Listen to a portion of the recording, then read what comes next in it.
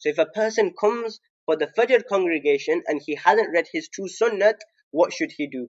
Because if you remember, if you read your Faraz of Fajr after that, it will be makruh time. So you won't be allowed to read your two Sunnat after the Fajr. You can't make that up because it'll be the makruh time as we've mentioned earlier on. And on the other hand, they're very emphasized. So if we miss them and we can't make them up later, what should we do in that scenario? So the answer to this is, if you will have to do some guessing work.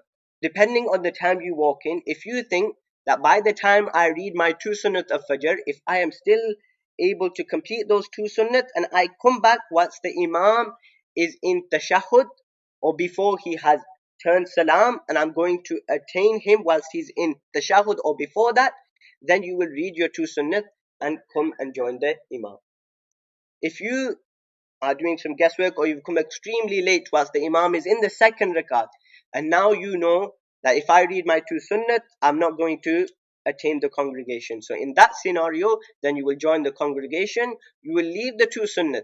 But because these two sunnat are so emphasized, the scholars have said that once the sun has risen, after sunrise, you should make qaza of these two sunnats.